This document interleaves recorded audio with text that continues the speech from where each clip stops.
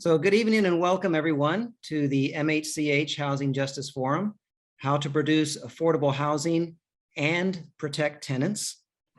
This evening we have with us Shane Phillips, author of the book, The Affordable City, Strategies for Putting Housing Within Reach and Keeping It There.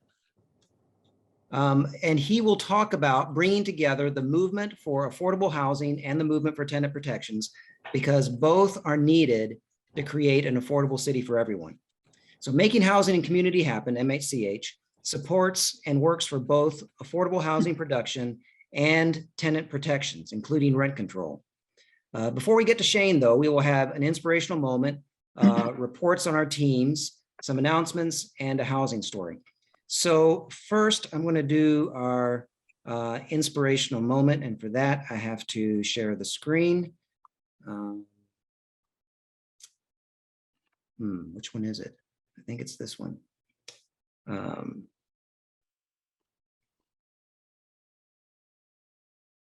Okay.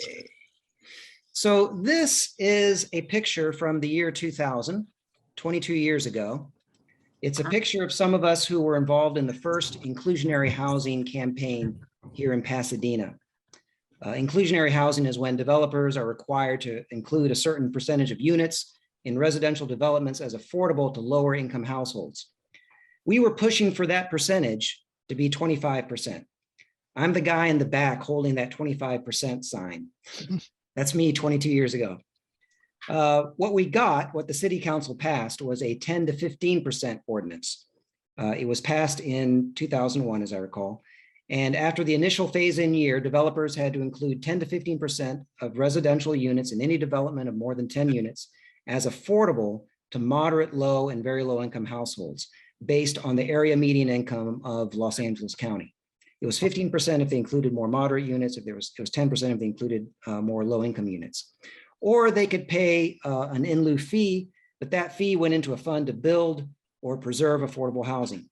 With that first ordinance, over 18 years, we created or preserved, mostly created, over 1,000 units of affordable housing for moderate, low, and very low income households.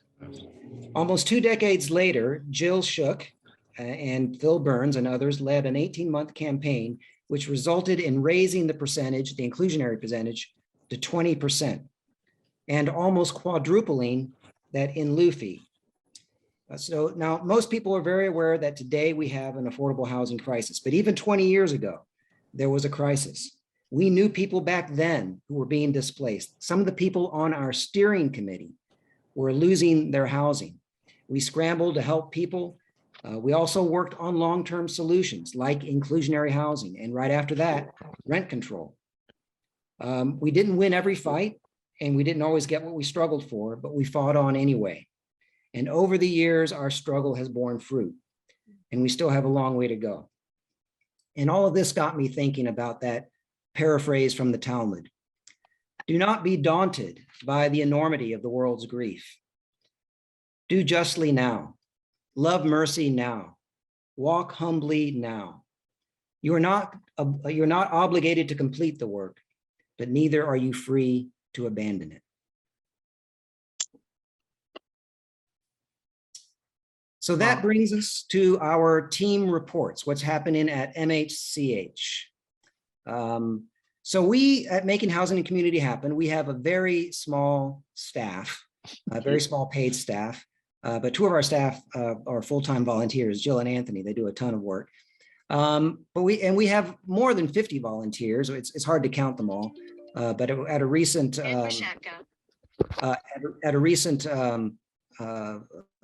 council meeting, we had 50 people testify. So we know we have at least 50 people that are volunteering. And we have 4 different teams. So what I want to talk about is the 4 different teams. So first, the safe parking team. There are about 15,000 people living in their vehicles in Los Angeles County, but until recently, there was no safe parking program in the San Gabriel Valley. But as of April 1st, 2021, we helped launch the first safe parking program in the San Gabriel Valley.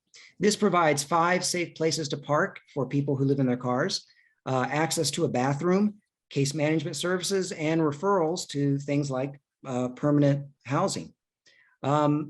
We have 4 current participants. 2 former participants have been permanently housed. The 2022 Pasadena count revealed 13 people living in their cars, about 10 people living in RVs, and we are trying to expand to other places in the San Gabriel Valley. If you want to volunteer, contact Wendy McGrail. If you want to be on that team, that's Wendy BMC Grail, Grail, at gmail.com. If you want to make a referral, if you know somebody who's living in their car and you want to make a referral to the safe parking program, contact Myra Bueno. That's Myra at foothillunitycenter.org, MAIRA at foothillunitycenter.org, or you can call her at 626-358-3486. That's if you want to make a referral to the program. Next, our congregational land team. This team consults with congregations to build affordable housing, and they're currently in discussions with 69 congregations. And we're completing our second educational cohort. These are cohorts of congregations that are learning what they need to know to have affordable housing on their land. We did one in the spring, and we're completing the fall cohort now. Now, one thing we run into is that a lot of congregations are not zoned right for affordable housing. So we have to work on that. We've been working on what's called religious overlay zones. That's changing the zoning across a whole jurisdiction for religious land, for congregational land. So we've been able to do that in Sierra Madre. That was the first city in California to have a religious overlay zone, Sierra Madre, then Yorba Linda, and then Pasadena. We didn't get everything we wanted in Pasadena, but we did get something done. And now we've also worked with, we've gotten the religious overlay zone into the housing elements of a number of other Southern California cities. And now we're working at a state level to get an overlay zone across the state. And Assemblywoman Tina McKinner, we just met with her very recently, and she's very excited to carry the bill. Our next team is Affordable and Supportive Housing Advocates, or ASHA team, and this is our main advocacy team. Some of what they've won in recent years is they won approval of 69 units at Heritage Square South. It's the corner of Fair Oaks and Orange Grove. And the reason I'm still talking about that is because it just broke ground this past summer. So if you're in Pasadena and you go past Fair Oaks and Orange Grove, you can see it. They've begun construction. There'll be 69 units, permanent supportive housing for seniors experiencing homelessness. Seniors are the fastest growing segment of our homeless population. They also, right after that, the very next campaign, they won 106 units. Actually, it was 111 units, but when it got through Design Commission, it got pared down to 106 units of senior housing, affordable senior housing in the Civic Center. 10% of it will be permanent supportive housing for seniors who've been experiencing homelessness. This will be right in our Civic Center across from City Hall. That's what you see pictured here on this slide. That is one of the earlier artist rendering. There's been a more recent artist rendering of it, but this is one of the earlier artist renderings of what it will look like. The ASHA also is working in coalition on Pasadena's housing element. The housing element is something that every California city has to do to plan for housing in the next 8 years, to show that they have a good plan, a viable plan to house everyone. And traditionally, most cities have not taken this seriously. Pasadena hasn't really taken it seriously. So we've been working in coalition to hold their feet to the fire. And so far, because of our efforts, every draft they've turned in has been rejected. So we're holding their feet to the fire to pass a housing element that really makes sense and is a good, viable plan to house everyone. We're also working on transitional housing. There's a lot of different ways to do transitional housing, like motel conversions, but we've been kind of focusing on a tiny home village, and Sonia Burnt is the one who's been leading that charge. And because of her efforts and those of us who've joined her, there are now 15 property owners that have shown interest in having a tiny home village for transitional housing for people experiencing homelessness on their land. We've also been working in coalition in the rent control campaign. And that's Measure H on the ballot here in Pasadena. So if you have your ballot, hopefully you're voting for Measure H. And if you want to help out with that, there'll be canvassing Saturday at 10 a.m. at La Pintoresca Park. So if you want to help out, gather at La Pintoresca Park Saturday, 10 a.m. You can also phone bank, and you can go to the website to sign up for that. That's PasadenaForRentControl.org. I missed the R there, but it's .org, not .org. So Pasadena for Rent Control, you can sign up for phone banking. You can also sign up for canvassing, or you can go to that website and get a yard sign if you want to put a yard sign in your yard to support the rent control campaign. That's Measure H on the ballot. After 20 years of working on off and on trying to get this done, we finally got it on the ballot. This is our big chance to do it. Our next team is our North Fair Oaks Empowerment Team. This is 10 African-American churches on North Fair Oaks, and they are working to beautify and not gentrify that part of the city. They want to do it through signage, more trees, sidewalk repairs, and affordable housing. Some of them are interested in having affordable housing on their land. And also they want to do complete streets, which is to transform the street into streets that are good for pedestrians and cyclists and people using different kinds of mobility, not just cars. Next, the Community Land Trust. This actually is no longer one of our teams. It was one of our teams, but the Community Land Trust team has incorporated as the San Gabriel Valley Community Land Trust. They are their own nonprofit now. A community land trust makes home ownership more affordable by letting people buy a house without having to buy the land, because the land is owned by a nonprofit, and that keeps the housing permanently affordable. CLTs, Community Land Trusts, were started by African Americans in South Georgia, and they have spread all over the world, but there is not one in the San Gabriel Valley. So the San Gabriel Valley Community Land Trust will be the first in the San Gabriel Valley. We also have a congregational network of more than 20 congregations that participate in MHCH. Recently, we've been doing presentations in many of these churches for rent control. It's amazing how the churches are embracing it. Some of the churches have, some of the members have been volunteering to phone bank and canvass for rent control. And a couple of the churches have hosted phone banking at their site where people gather together to phone bank for rent control. If you want your congregation to be part of that, part of any of the work after the rent control, we'll be doing other things, then you can contact me. My name is Bert Newton. My email is bert@makinghousinghappen.org. My phone number, you can call or text 626-993-7958, 626-993-7958. Now, as for announcements, I'm going to let Anthony talk about our annual MHCH celebration. Anthony, can you talk about that? Okay, well, we're excited. Every year we have this celebration. We honor people in the community who've really made a contribution for affordable housing. And this year we're honoring Jess Rivas, a city councilwoman who's been very supportive of affordable housing and rent control, and also a junior at Polytechnic High School named Brandon Poon, who has been our intern and has been involved with the rent control campaign, has done some amazing work, and just has published a op-ed piece in Colorado Boulevard explaining why, as a teenager, he supports rent control.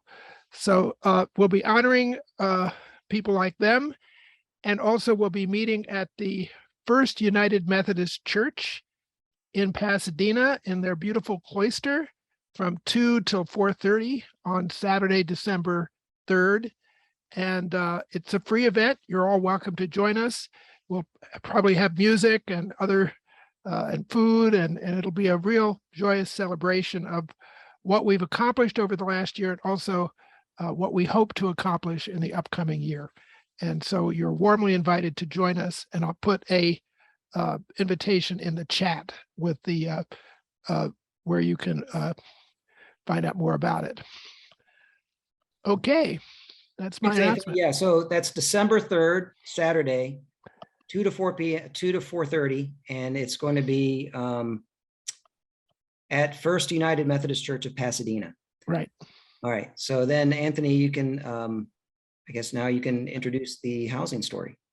Yes. Well, one of the things that we've been really involved with has been we've been concerned about is the displacement of people of color from our community. 6% of the African American community has been displaced, has left our city since 1990. That's a huge loss. And churches are feeling it especially hard. The Black churches in Northwest Pasadena have lost a significant number of members, but they still come back, many of them, because they're very loyal to their church and they still feel rooted in our city. So we pushed for a modification of the city ordinance regarding priority for people receiving affordable housing. The first priority is for people who live and work in Pasadena, but 20% of new affordable housing has to go to people who've been displaced. So it's kind of hard to identify those people because they've left our city, but we've been working with Black churches in North Fair Oaks, and many of their members are really excited about coming back to the city and being able to afford to live here. So I'm going to show you a video about one of these church members named Janae Johnson, and she's going to share her story about how she lived in our city for 23 years, had to leave, and is now dreaming of coming back thanks to this new ordinance. So I'm going to share her story. Okay, optimize her video clip.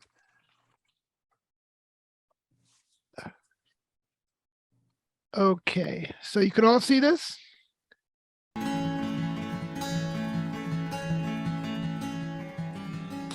My name is Janae Johnson, and this is my housing story. I'm 36 years old, born and raised in Pasadena, and lived here until January 2018, when my family and I could no longer afford the rent. Now I commute to work in Pasadena and to worship at Bethel Missionary Baptist Church on North Fair Oaks. I'm a child development teacher, hairstylist, and cleaning specialist. My parents, my three sisters, and I were always good renters. My parents worked all of their lives, and now in their mid-70s, operate their own small house cleaning business to make ends meet. We rented our last house here for about 22 years before we got the notice to vacate in an 8-month range because the owner had to pay off debt as soon as possible. Our rent back then was about $24.50 a month, and in 8 months, we could not find a 3-bedroom home at that price in Pasadena. Most 1 to 2 bedroom apartments at the low end of the market then started at $2,500 a month, and moving fees were really high. We had no place to move when we left our home. We had to go to Ontario, where for the next 6 months we lived in motels with half of our possessions in the trunk of the car and the other half just neatly arranged in our motel room. We looked in cities as far as 50 miles east and west on the 210 freeway without success. Finally, tired of finding so many surprises in every motel room, like drug paraphernalia, we asked for help. Our family split to cope, moving in with friends and family who could offer us a room at that time. Some of us moved to Lancaster, some of us stayed in Ontario. I moved to Las Vegas. Just before the pandemic, my parents and my 3 sisters rented a house in Pomona. During the pandemic, I returned from Las Vegas to join them. Since then, I adapted a new way of living. My biggest expenses right now are gasoline, my car maintenance, and food. I miss living in Pasadena. It's a joy to work in my hometown. It's where I worship. But I often pray that God will get our politicians to consider the damage we do to our environment when working people in the millions must be in LA traffic for long hours before and after work.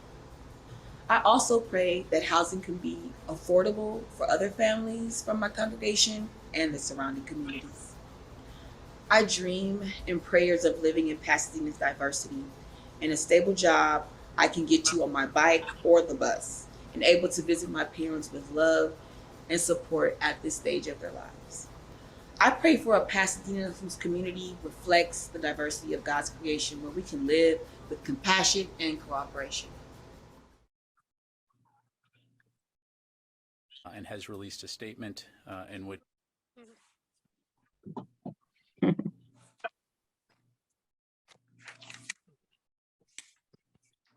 I want to thank her, but she's not right here with us right now.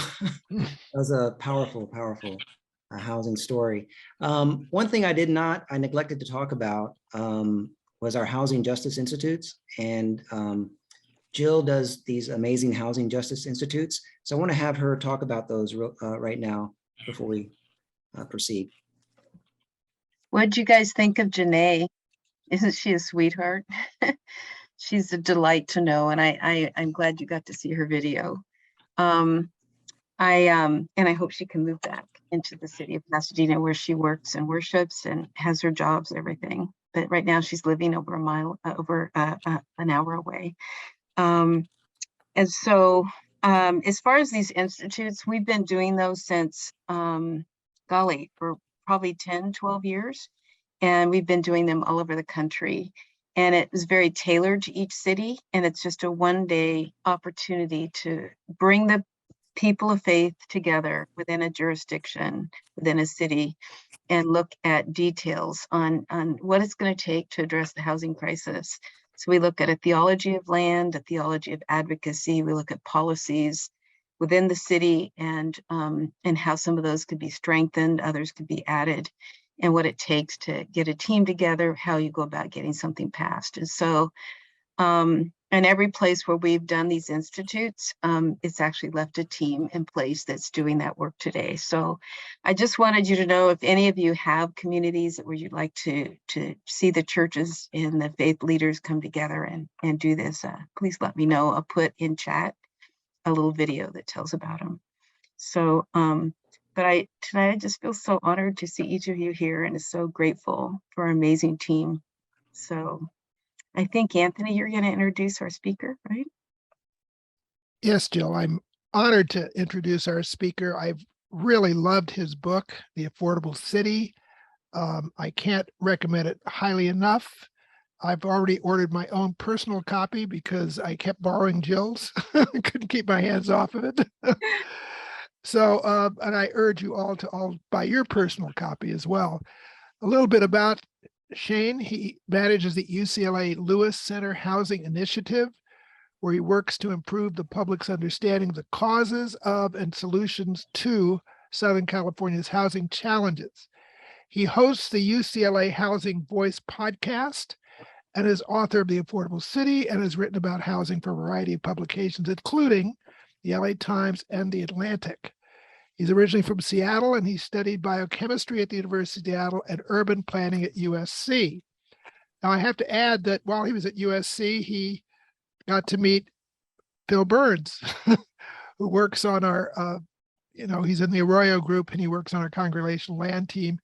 And Phil has told us that when he goes out doing consulting work about the housing element, he's always consulting with Shane Phillips' book to get good ideas. So I just want to say how grateful we are that he's with us tonight, sharing what he knows and his vision for bringing together affordable housing advocates and tenant protection so that we can really have a city that's affordable and fair to everybody. So thank you, Shane, for all your good work. We're looking forward to hearing what you have to share with us tonight. Yeah, thank you so much for having me. I want to make sure I'm going to share my screen here really quick. And can I ask how much time do I have just so I can kind of calibrate appropriately and make sure there's time for questions if we want to do that as well? I would say at least 30 minutes. Okay, this will not take 30 minutes. It won't. So I will talk a little bit about kind of the framework of my book and the motivation of it. And also I want to spend some time talking about rent control specifically and why I support it amongst many other policies, and kind of addressing some common arguments against it and how I see the appropriate response to them, and that may be helpful for you if you're ever talking to folks who are maybe on the fence about rent control, because many people are, and not entirely for unjustified reasons. There's, as we'll get into. So I just want to lay out some resources here. As Anthony mentioned, I have a book, The Affordable City. You can buy it, but you can also just get it from a library. Many have it. I work at the UCLA Lewis Center, which I work with a lot of our faculty and our students and other staff on research and policy analysis and lots of educational materials to try to help people understand what's going on and what we should do with respect to housing. And the UCLA Housing Voice podcast is one example of that, sort of a deep dive every couple of weeks into a specific subject. Actually, our last episode that just came out last week happens to be about rent control, although it's more of a cautionary tale of the older forms of rent control from which a lot of the kind of scary stories about rent control come and are not really all that relevant today, but it is good to know that history.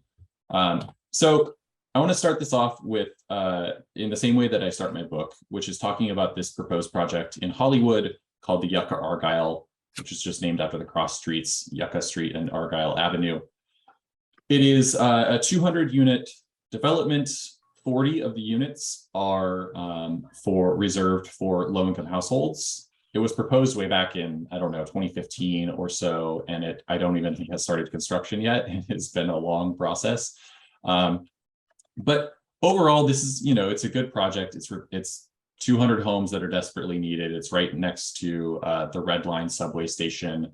Those 40 below market units are going to rent at prices that are probably a third of what the market price is for housing in Hollywood and be reserved for low or very low income households. So that's great. The problem is that this project will replace 40 rent stabilized units. And if you're just looking at this from a sort of greatest net good kind of perspective, this is still a good project, unquestionably, I think. 200 units is more than 40, that's good. And you're replacing 40 rent stabilized units, which may be affordable, at least temporarily, depending on how long people have lived in them. But there's no price control requiring that they stay affordable forever or for decades. If someone moves out, they will return to market rate. So you're replacing 40 of those units with these income restricted units that have covenants that require that they remain affordable for at least 55 years and be reserved for low income households. So this is a good project overall. The issue is once you ask the question of, well, what happens to the people who live in those 40 rent stabilized units? If they got to move into those income restricted units, that would be one thing. That would probably be a positive because this is a newer building, nicer amenities, maybe even bigger. And as long as they got to pay the same rent, that would be great. But that's not actually what happens. And in practice, many of the people who would be displaced from the old building would earn too much to be eligible for those income restricted units. Some would even earn too little to be eligible for them. And even those that were eligible would have to compete in a lottery with hundreds, if not thousands of other applicants because the need for affordable housing is so great. And so the odds that they would actually get anything out of that are just very, very low. They do get some kind of compensation for the displacement, but we're talking $10,000 or $20,000 in most cases, rarely more than that. And that might sound like quite a bit, but if you've been living in a rent stabilized unit for 10 or 15 or 20 years, and you're paying, say, $800 a month, but the market price for your unit or a similar unit is $1,500 or $1,800 a month, as it probably is in Hollywood right now, that $20,000, or to say nothing of $10,000, is not going to take you very far. And in the end, you are going to be worse off.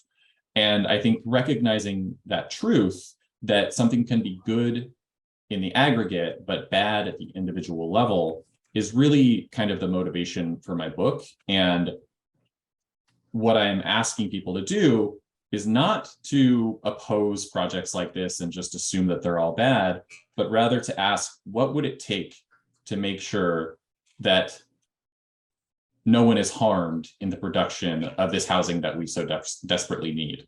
And I think that is something that is possible. It is not easy, but it is something that we need to prioritize. And, when people get angry at, say, the tenants in this building for opposing this project, they might call them NIMBYs, not in my backyard people who are just, they don't want new housing, they don't want change. And I think that's just the wrong way to look at this. These are people who I think objectively will be worse off because of this development. And so what can we do to make sure that that's not the case? I think there are a couple ways to think about housing, this case in particular, but also just housing generally. One frame that people often think about housing in is you're either pro-housing, pro-development, or you're pro-tenant. And you can only be one or the other, which is a framing that I disagree with. But I think the stereotypical pro-housing advocate sees a project like the Yucca Argyle, and they ask this question, which is an important question: who benefits? And the answer is a lot of people. The total supply of housing is growing, which is good. We need housing near transit. We're getting those income restricted units, on and on and on. There's great benefits to this project. The stereotypical pro-tenant advocate, on the other hand, looks at this project or projects like it and asks who is harmed. And I just want to make the point that both of these are really important questions, and we should all be asking both of them and not dismissing one or the other. And that when we do that, better policy, because I'm not going to get super into the details of policy beyond rent control here today, but better policy will naturally follow when we take both of those questions seriously. Another way to think about this is short-term versus long-term. Cities have to have a long-term strategy for housing affordability, and but they also need to help people with the problems they're facing right now. So building housing is important. Housing abundance, as I will talk about in a little bit, is essential to any long-term affordability strategy. It is not enough by itself, but it is essential. But it doesn't solve short-term problems of housing instability. It just takes too long. It's too, market-based. It is essential, but not enough. Rent control can actually be sort of a band-aid, a palliative, something to help people in the short term. Another analogy to this, I think that might come more naturally to people, is with homelessness. Building supportive housing, long-term housing with services for people experiencing homelessness, especially chronic long-term homelessness, that is proven to be the most effective strategy at reducing homelessness and addressing that problem. But you can't say to someone experiencing homelessness today, don't worry, we're going to spend a bunch of money on supportive housing, and in 3 or 5 or 7 years, we're going to have a home for you. You have to have an answer for them now. You have to have shelters, you have to have services, you have to have transitional housing. And so it has to be both. So to kind of take a step back here, the framing of my book, which ties into all this, is to really address all the needs that people have, and not just focus on one kind of need, whether that's trying to get prices lower, trying to increase the availability of housing, trying to make people more secure in the housing they have, or what have you. We really have to address this problem at multiple levels, and I see it as the 3 S's of supply, stability, and subsidy. And I will talk about those briefly here. So supply really just means building up enough housing for current needs and also future needs. And it's sort of, based on the recognition of 2 different constraints. A physical constraint, which is just this acknowledgement that a growing and changing population also requires a growing and changing stock of homes. You can't solve this problem, or you will have problems if your population continues to grow, which we don't have a lot of control over. If people want to move here, they're going to do so. And if you don't build housing, you're going to have issues, as we're seeing all throughout Los Angeles. There's also an economic constraint that when housing is scarce, homeowners and landlords, property owners basically, they get rich at the expense of home buyers and renters. And that's not a judgment. It's not a normative statement. It is just a fact that they gain power in the market, and that power comes at the expense of home buyers and renters. If you want to lower prices in the long run, you do have to build more homes. This chart on the left is just looking at vacancy rates of housing compared to the changes in rents on an annual basis. And all you really need to know from this is that when the vacancy rate is low, rent growth, the change in rents tends to be at its highest. And when the vacancy rate is high, the change in rents tends to be at its lowest. And that is a consistent finding all over the world at all times. This one on the right, these are really just for illustrative purposes, but this is just looking at home prices compared to construction activity. And what you find is the places on the left where median prices of housing are lowest also tend to build the most housing, and the places that have the highest prices also tend to build the least housing.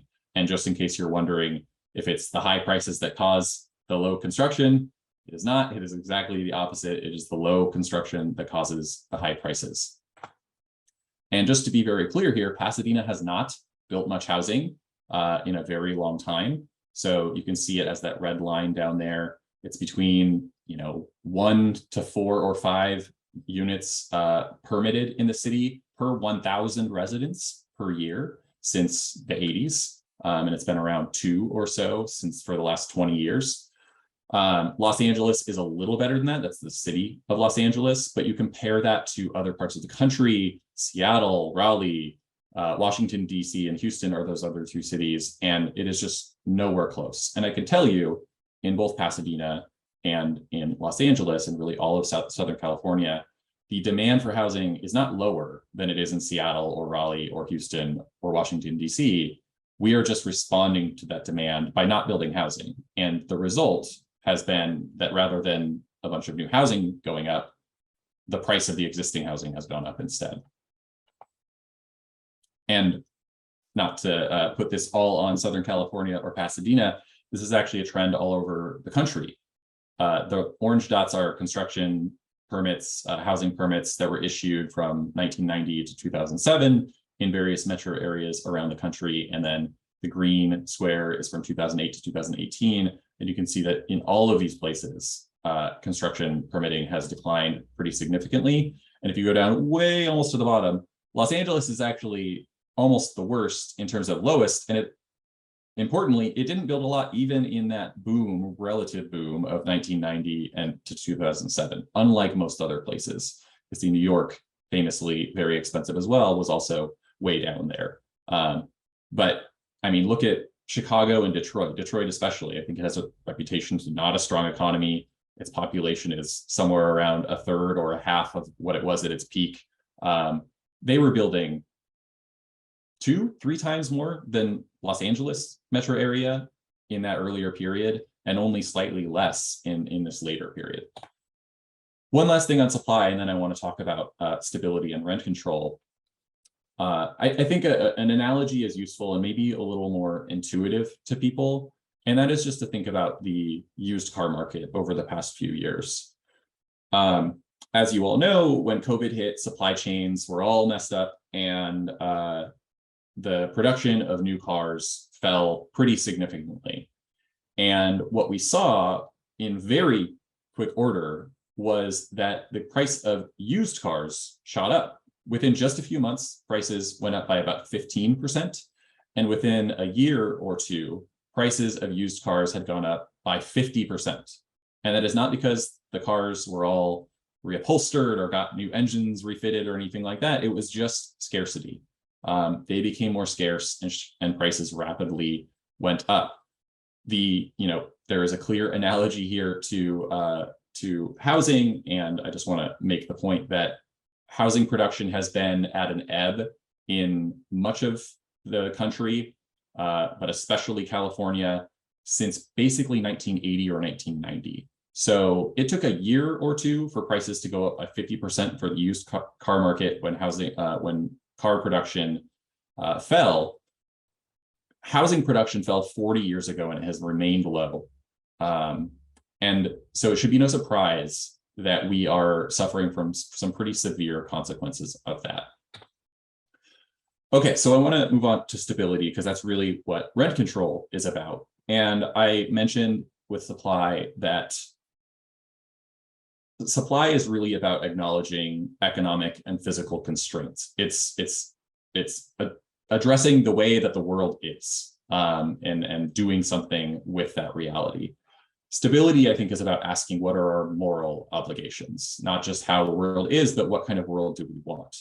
And I think we have to ask ourselves a few questions. One here, how do we ensure that renting does not mean that you are treated or effectively are a second-class citizen, as most renters are in most places in the United States? I think it means, how do we make sure that tenants are not treated, their housing insecurity is not the grease in the machinery of the housing market that makes it work. I think that is often how we talk about things like rent control and other tenant protections, where basically, well, it would be good if we had tenant protections, but if we did that, then we wouldn't build enough housing, and then there would be other problems. And there is truth to that, but that is not a reality that we have to accept. And so we have to come up with ways to actually treat tenants like full human beings at the same time as we build more housing. And there are examples of places that do that. And so this is not something that is, unfathomable. Last, I'm going to skip past subsidy, but I just want to make this point that, tenant protections help people stay in their homes. They sort of help them weather those short-term shocks that things like building more housing just cannot respond quickly enough to. They protect people against abuses and so forth.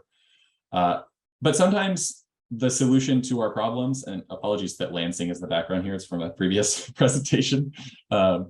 Sometimes the solution to our problems is just you have to give people money. There is no better option. And whether that is housing vouchers, whether that is subsidies for the construction of housing for low-income households or services for unhoused people or what have you, subsidies are the thing that is often needed to fill that gap. So skip over subsidy, and I just want to get back to stability and talk about rent control specifically. So I guess I should, I didn't write it down here, but I know we have a mixed crowd here. So I'll just say what rent control is, at least in the context of California and what Pasadena is proposing. It is really a law that says once a tenant or a household moves into a rental unit, at the time they rent, the landlord can charge whatever they want, whatever the market will bear. But once they move in, how much the landlord can raise their rent each year is limited. And it's in the case of Pasadena, it would be a percentage, almost 100%, but not quite, of the inflation rate. So if the inflation rate was 3%, you might be able to raise rents by 2.5% or something like that. I actually don't remember exactly. I think it's like 80 or 85% of inflation rate. But regardless, that's really the key, is that once you move in, you have some stability, some predictability about what to expect. And you know that you can't just have your rent raised on you by 20% or 50% at any given time if some crazy thing happens in your neighborhood and it becomes more popular or whatever. It also comes with other protections in terms of you not being able to be evicted for no reason. That's called just cause eviction protections. And those are important sort of as a way to close a loophole in rent control, because you could imagine a landlord saying, well, I can't raise the rents by as much as I'd like, but I can just evict them and get a new tenant. So it prevents them from doing that. So some benefits of rent control. If you look at the data, rents for long-term rent stabilized tenants, that is tenants who have stayed in a unit for quite a while, 5, 10, 20 years, they tend to be lower than market rents, in large part because prices have just gone up quite a bit here in Southern California for a long time. Combined with those just cause eviction protections, this is really the key for me, is they give renters confidence that they can stay in their homes as long as they want. It is up to them, not up to the whims of a landlord, not up to the luck of the draw of whether their neighborhood gentrifies and the landlord is able to raise the rents beyond what they can afford. It gives them security. And unsurprisingly, we find that rent stabilized tenants tend to stay in their homes longer on average than tenants in places that don't have rent control or rent stabilization. And I put rent stabilization here as a parenthetical for rent control, because rent control sort of has a different connotation as an older policy. Rent stabilization, they're kind of interchangeable here, but I tend to use rent stabilization just to distinguish that it's a little less strict than earlier versions. So let's run through some common arguments against rent control and how I respond to them. And when we get to questions, I invite people to ask me about any other things they've heard or if they want any clarification on this. So one is that it will kill off the construction of new housing, or it will reduce the supply of existing rental housing through conversions to condos or demolition or what have you. This can be true, but as I said, that's mostly true of the older form of rent control. Second generation rent control, which the main difference with second generation is that when the tenant moves out, the landlord can charge whatever the market will bear again. It can reset the rents. That pretty much eliminates this problem of killing off construction. And especially here in California, rent control ordinances are not allowed to be applied to new housing. It can only apply to, right now, housing built 1995 or earlier. So there's really no, developers don't care about, for one, right now, you just cannot apply rent control to newer units. And so they're just completely protected. But even if rent control laws were changed at the state level, it's very unlikely that new units would be included in this, because that actually does tend to harm production. And as I said, supply is really important. We do need to keep building more homes. And so we don't want a policy that undermines the production of new housing. And the reality is that it just doesn't, the way that Pasadena's proposal and other proposals in California are designed. And I wanted to share this this image that was made by Alfred Tuwu that is really great, and it makes the point that people will often say rent control kills off housing construction, and they'll point to the fact that places with rent control tend to have very limited housing production. And I think at some level they're getting the causation wrong. And the truth is that many of the places that have rent control, they first downzoned, meaning they reduced the capacity for new housing in their cities very sharply, such that the supply was sort of strangled off, and it made housing scarce, and prices soon shot up very rapidly. And after that happened, then people came in and said, we need rent control. And I think that's an important point, just to, I guess, for a few reasons, but one of the main ones is to illustrate why supply really does matter, because all of these cities downzoned, saw prices rise, and rent control was enacted to kind of address some of that, but it didn't address the root cause issue. But regardless, we can see that in many cases, rent control did not cause production to go down. Cities made a deliberate choice to stop building as much housing, and then prices went up and people felt like there was a need for rent control. Another very common claim is that it will raise rents, especially in non-rent controlled housing. And again, there is some truth to this, but this has much less to do with rent control itself and much more to do with that shortage of homes. As I said, if you want long-term affordability, you also need to build more homes. And that is true of Pasadena. It's true of affordable subsidized homes. It's true of market rate homes. You need to build more of both. But it is entirely possible to build a lot more housing and have well-designed rent controls like what Measure H proposes at the same time. Just as an example, Tokyo is a city that has stronger rent protections, tenant protections than just about anywhere in California, and they build 5 times more housing per capita than we do. It is not our tenant protections that are standing in the way of production. It is things like zoning. It is things like a lack of funding for affordable housing, parking requirements, setbacks, all of these things that are really serving the aesthetic desires of local residents and prioritizing those over affordability. Another claim is that it discourages investment in the upkeep of units, so housing quality will fall because of rent control. And it is true that some units may be slower to be updated or upgraded, but 3 points here. One is that with this kind of rent control, landlords still have an incentive to maintain their units because vacancy decontrol, which is when the tenants leave, they can charge market rates again. So they want to make sure that it's not falling apart or anything, because they're going to need to rent it out again later. It's also, I think, important to note that when people say the quality of the units will be lower, what they're kind of not saying is that that will happen because landlords are spending money on the unit and then raising the rent. And that the fact that they're raising the rent more is kind of not discussed. But I think a lot of tenants would actually prefer a somewhat lower quality unit at a lower price than a higher quality unit at a price they can't afford. And so this actually at least preserves that option for people. And third, there are building code and other habitability standards in place. So landlords are not allowed to operate substandard housing regardless of the presence or absence of rent control. And if they are doing so, rent control is not an excuse for that. They are still subject to code enforcement. They are breaking the law. They should be reported and they should be fined, and they need to fix that problem. Another claim is that rent control is poorly targeted, and the people who need it most are not always the ones who actually benefit from it.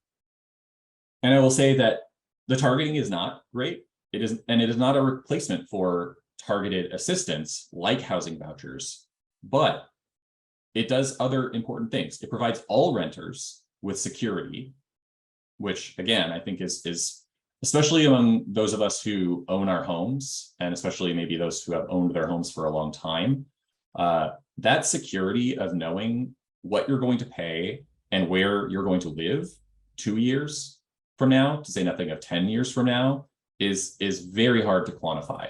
And even if your rent is not particularly lower, just knowing you can't be evicted for no reason, knowing that your rents are not going to go up a crazy amount such that you can probably continue to afford it, has just incredible value that you cannot put a dollar figure on. And of course, it does help some people with lower rents, especially those who tend to stay in their units longer. And I think a really important point to make is that things like housing vouchers are important. They directly help people based on their need, but it is not really within the power of a place like Pasadena to dramatically expand its housing voucher supply. It is just an expensive policy. It's really something that needs to come mostly from the state and federal government. Rent control is something that does help people, and is something that, unlike vouchers, unlike a lot of other programs, cities like Pasadena can actually do. It is often claimed that it will hurt mom and pop landlords, which is not a phrase I super love, because I think it's a little too folksy and gives some bad mom and pop landlords a pass.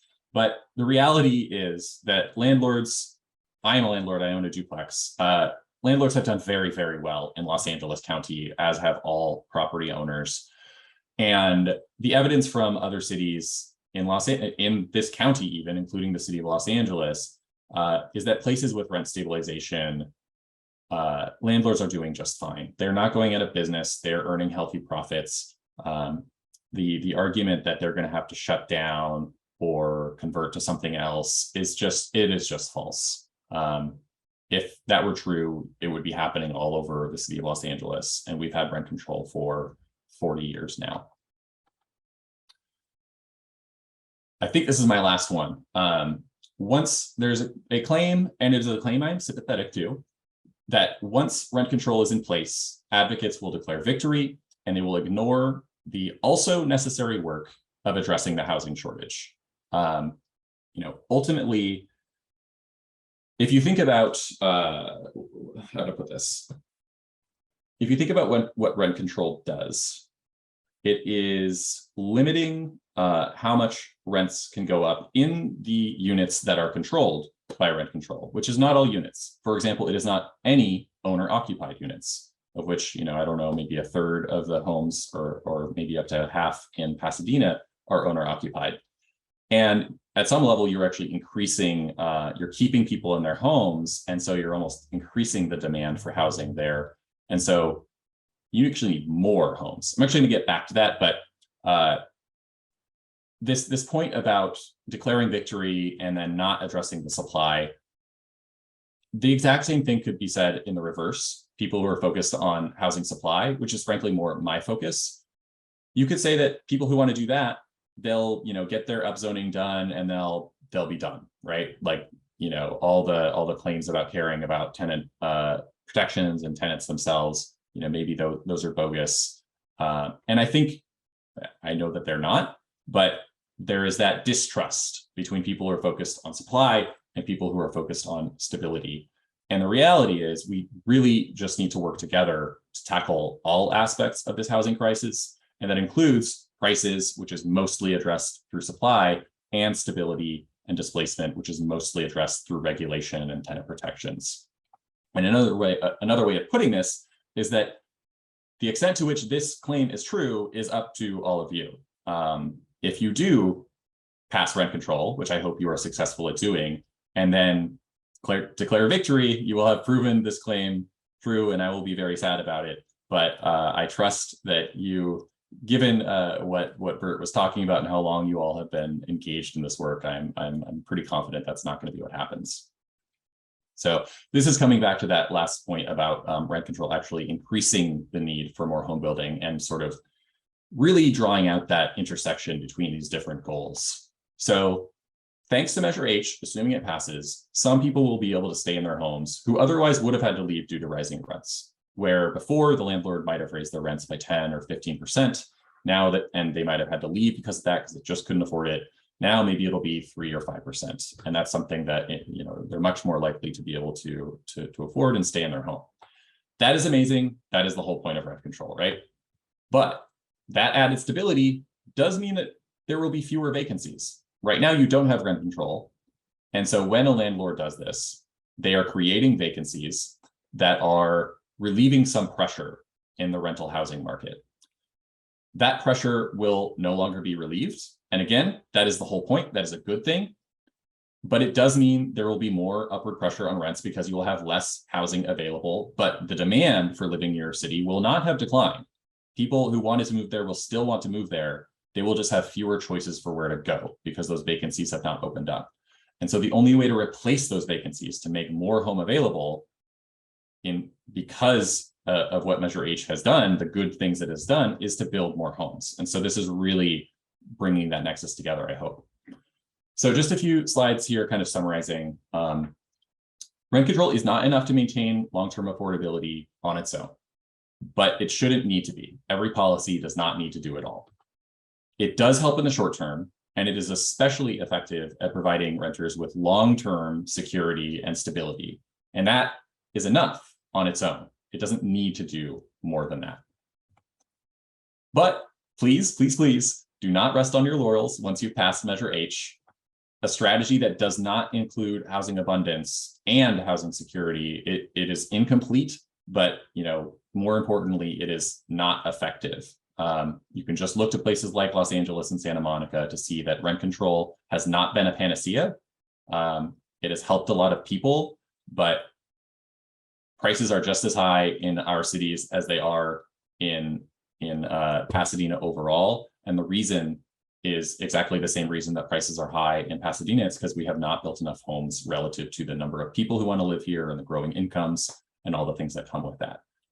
So just to finish up here, I do want to reiterate, Measure H is a great initiative. The things that people say about rent control and past research that has shown potential harms of rent control really apply to a kind of foregone era of when rent control was much more poorly designed, didn't account for unintended consequences, and that just does not really apply to the proposal before you. And so I hope you all will support it. I hope you'll talk to your neighbors to support it, and I wish you the best of luck.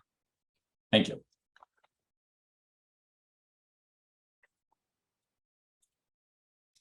Excellent. Thanks, Shane. That was very, very informative. Very excellent presentation. And so as you all see here, we have. Sure, I'll unshare for you. We can. Yeah, he said questions. So if as people have questions, why don't you, if you can use the raise hand function. Rosalind raised her hand. I think she was telling us about her church that's going to build affordable housing. Is that right? Initially, that was, no, I had a question about the young lady, Janae, or whatever her name is, but I put in the thing based on one of your meetings. I did share that with my church, and they are now building, but I was gonna mention about my own form of rent control, just a self-inflicted form of rent control.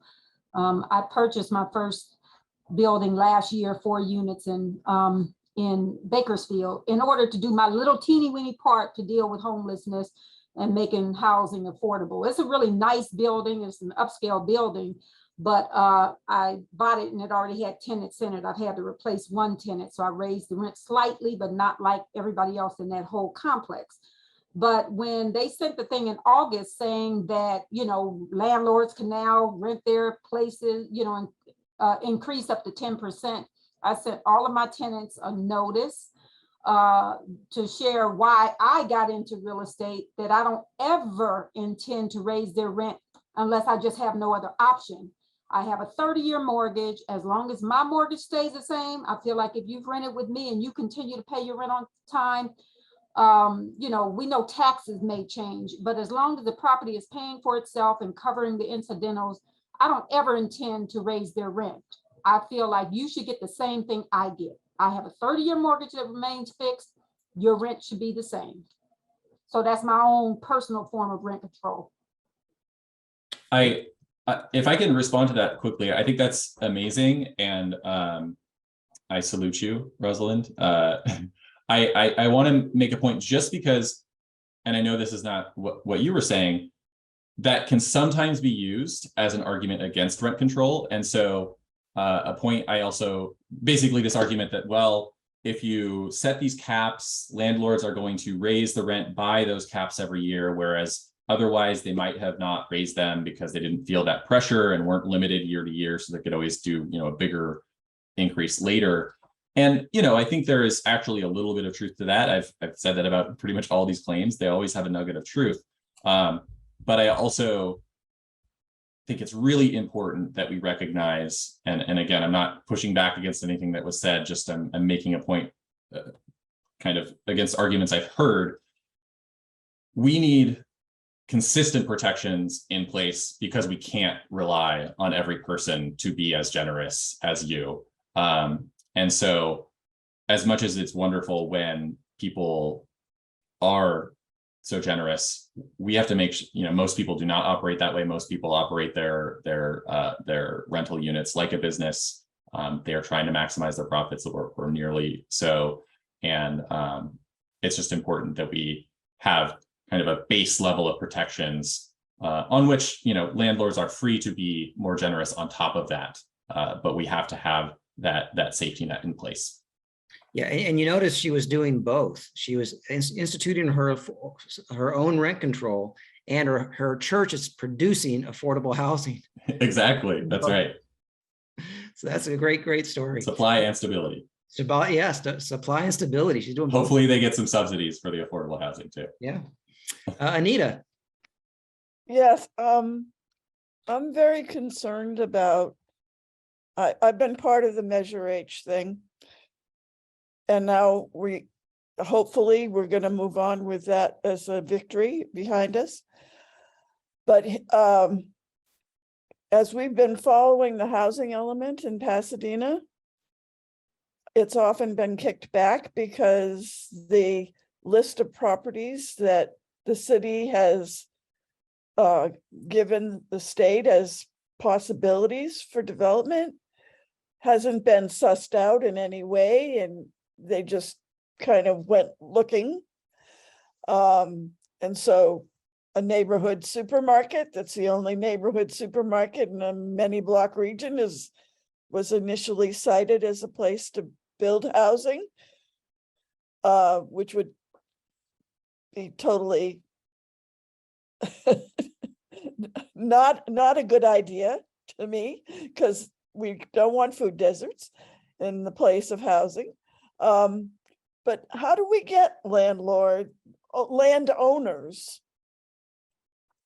to understand the need to repurpose their properties that aren't necessarily working as well for them as they could?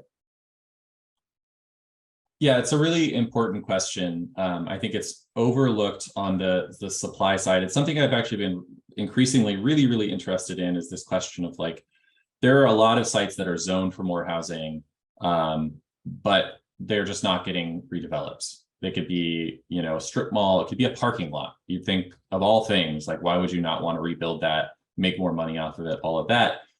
One of the big reasons is Proposition 13, which limits property taxes to basically the rate at which, or the price, the amount at which you purchased the property, even if the actual value has gone up dramatically.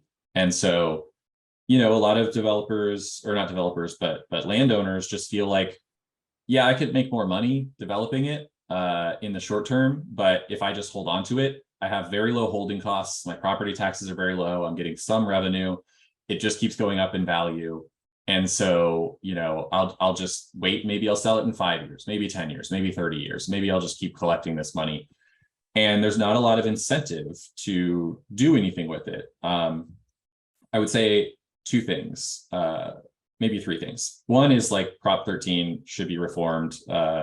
Proposition 15 would have done this for commercial property exclusively, and that would have had a big impact on the supply of housing, precisely for this reason. Unfortunately, that didn't pass. Hopefully, at some point, they come back and try it again or something similar. There are kind of more targeted things that could be done. They would not necessarily be easy, but you could have, a tax that is specifically on parking lots and other underutilized properties that is basically pushing owners to do something different, to make it so that it is not a profitable thing to effectively just squat and not squat, but speculate on their land rather than do something with it, given how much we need landowners with that redevelopment potential to do something. And the last I would say is we just need a lot more land to be zoned to allow for more housing. When 10 or 20% of parcels are all that it is even legal to build more housing on, then we are reliant on the few owners of those parcels.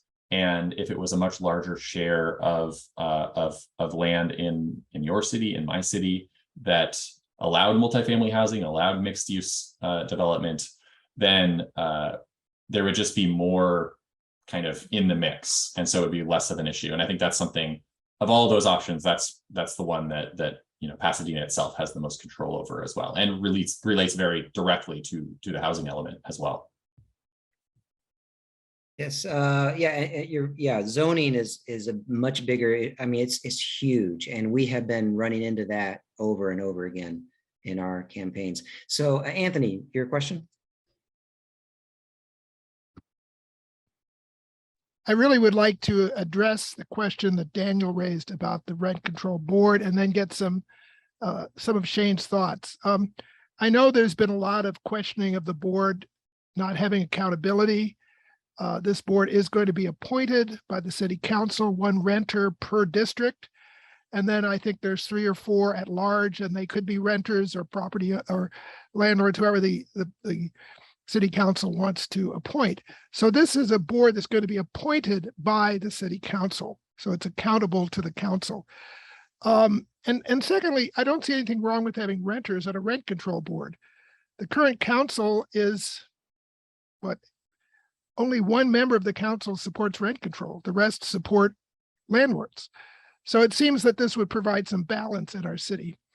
Thirdly, the cost is often brought up, and it turns out that it'll be about $180 per unit per year, which is not an onerous burden on small landlords. It turns out to be $15 a month per unit. It's a small price to pay to make sure that the tenants are treated fairly. So this is my take on the rent control board in Pasadena. I'd like to know a little bit about rent control boards in other cities and how our proposed board compares to others. Can you say something about that, Shane? I unfortunately can't really. It's Okay. it's not my area of expertise. I just wanted to say, though, I agree with your point about, I think there is a place for a sort of counterweight of renters somewhere. The truth is that rent control boards do not have a lot of power. They do not get to set how much rents can be increased every year. That is already determined by the ordinance. It's really for kind of resolving very specific kinds of disputes. And you look at the city council in any given city, and it is I don't think I could name a city in the country, certainly not in California, where the majority of council members are renters. It is almost exclusively homeowners in the state assembly, which has, I don't know, 60, 70 80. members, 80 members in the state assembly. 3 are renters, and all 3 of them were elected in like the last 4 or 6 years. So homeowners have and landlords have a lot of influence. They have their own lobbying agencies, and it's not to say that they shouldn't have those things, that they should have no power at all or should be, you know, completely dominated somehow. They have their own voice. They have many avenues to express their power. And the one other thing I did want to say was on the fee, Anthony, I assume that fee you're talking about is not just for the purposes of funding the salaries or the pay of the rent control board members, but also presumably for a rental registry or something like that to help with enforcement, which is, I would hazard a guess that is probably 70 to 80% or more of the cost is going to that rather than paying the board members. And it's to pay other staff that will have to be either hired or paid to support infrastructure. And actually that's the greater, that's the greater amount. And you want that ultimately, because enforcement is important. It's not enough to just pass a law and then not enforce it, because people will learn eventually if these things are not being enforced, and it will have no impact otherwise. Just want to mention, go ahead, Anita, and I'll mention. The impact report that the city council commissioned to talk about Measure H and what it would do is quite good about this particular issue of the housing board and what it will do and how it's funded and how and they had comparable sites. They had 4 other cities that they looked at to see what might happen in terms of the cost. So I think that must be up on the city council's past agendas someplace. Yeah, August 8th. If you go to August 8th, scroll down to where they're talking about rent control in the attachment underneath the staff report. It's the consultant's assessment, and it has all that in it. Yeah. So Jill, you were going to say something? Yeah, I'm sorry. I was just thinking about how important it is that people are paid a fair wage so that they don't need affordable housing. And that's how it's set up also with all affordable housing. It's actually very important that those that are building the affordable housing are paid fairly in a reasonable wage so that they aren't also in need. But I appreciate Daniel's question and willingness to raise it. I hope others feel free to also put questions in chat or raise their hands. We just have a few minutes here, I think, before we close out. I'm going to kind of close this out in a minute, but I'd love to hear other questions or comments. So one question I had, Shane, is Costa-Hawkins. The reason we can't have rent stabilization on anything after 1995, built after 1995, or on single family homes, or we can't have rent control in between tenants, is right now it's because of Costa-Hawkins. Now it's unlikely that even if Costa-Hawkins was repealed, it still probably wouldn't we wouldn't have rent control applied to new development. That's pretty radical. But how do you feel about the repeal of Costa-Hawkins? I think I personally support the reform of Costa-Hawkins, which is essentially, I'm forgetting the latter number, but I'm sure all familiar with the ballot initiatives for rent control reform at the state level in 2016 or 18 and 2020, Prop 10, and then I think it was either 19 or 21, whichever it was, maybe 21. And so the first one was just repeal, and I actually voted against that. I will come out and admit it. And I voted for the second one because it did not fully repeal. It sort of removed some of the provisions, but kept some of the guardrails. It did not institute full vacancy control, or it did not allow full vacancy control, meaning that rents couldn't be raised even between tenants, which has been associated with a lot of problems all over the world, including black markets, long wait lists, key money, really bad quality housing, all kinds of corruption. But I think it's really important to allow newer housing to kind of roll into the program. Another thing that places that have applied rent control to new housing, like the day it opens or very shortly after it opens, have really hamstrung housing production, kind of undermined the purpose of rent control in the long run. But to allow a building to sort of roll into the program 15 or 20 or 25 years after it's built, I think is totally reasonable. I've talked to many developers who are frankly just fine with that. Revenues they're earning that far in the future just do not factor in very heavily in their decision to build or not. And I think it's just great to be able to say that every home we build today can be a rent controlled home in the future. It needs that short term or medium term to make sure that it's not getting stuck at low rents and sort of forcing itself into bankruptcy from day one, which can happen when you apply to new buildings. But once you get past a certain point, it's just not that big a deal. And to the extent that rent control can motivate some landlords to convert rental units to owner occupied units, I think that's not actually a bad thing as long as you're building enough housing. We also need more owner occupied options. And so all of which is to say, I would love to see at the very least Costa-Hawkins reform that allows rent control to be applied to newer units. I mean, in a sense, Pasadena is kind of lucky here because the way Costa-Hawkins works is when it passed in 1995, it froze existing rent control laws in place with whatever their threshold year was. And so for the city of LA, we had rent control on anything built before October 1st, 1978, any multifamily. And we are stuck with that to this day.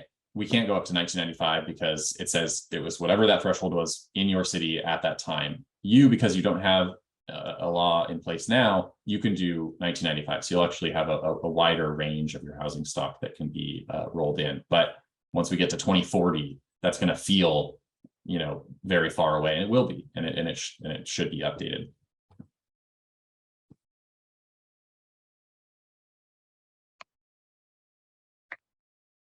Other questions?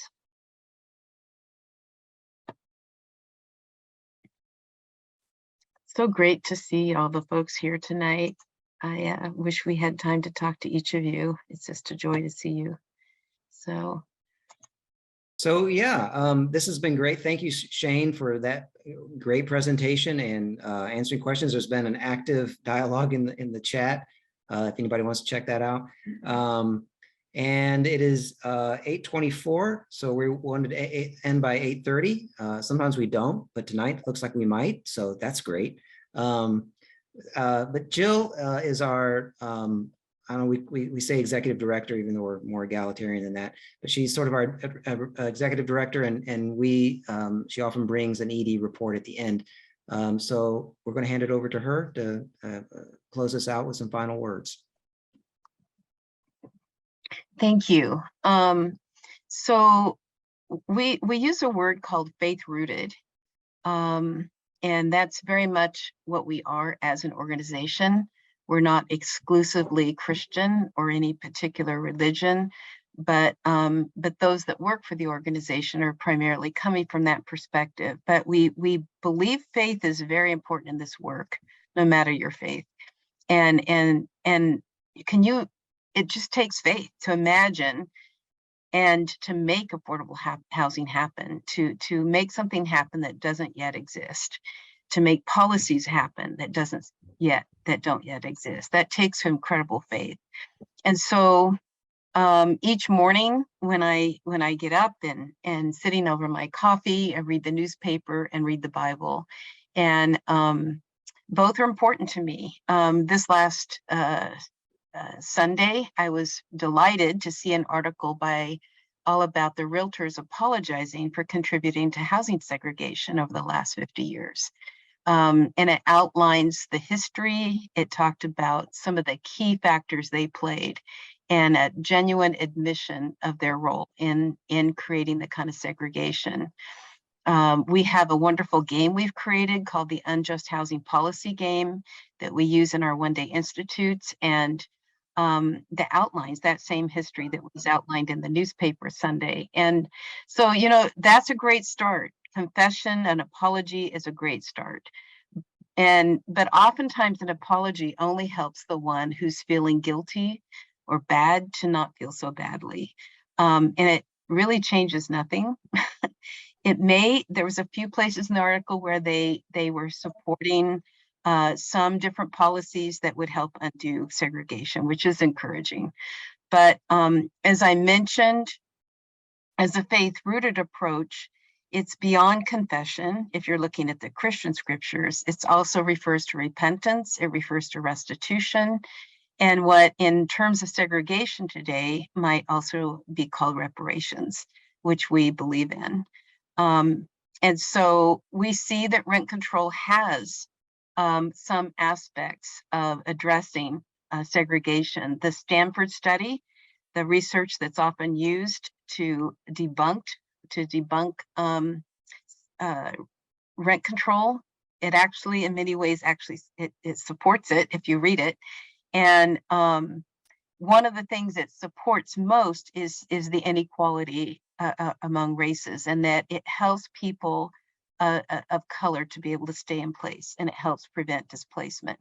So so I'm encouraged to know that Lord willing, we will have rent control if we all get busy and make sure it gets passed in a few weeks. So people like Janae Johnson and others we know can come back or also stay in place and not be pushed out. So basically, I tend to sit there in the morning, I read, I pray, and I'm going to leave you with a verse I often think about in terms of all of this. And it's from 1 Corinthians 8, verse 14, and it describes the purpose of our abundance. And I would say most of us probably on this Zoom call are have more than we need. Many of us live in abundance. And it says that the purpose of our abundance is that it is to bring about equality. It's right there in that verse. And it says that right now, some of us have plenty, and the purpose of having plenty is to help those in need. So, so the rent control campaign needs money, and that's one way you can make a difference. They need our time to help get this passed, to talk to people. Hopefully tonight's given you some good tools to know how to have conversations with neighbors and friends. And they need help with door knocking, with calls and yard signs.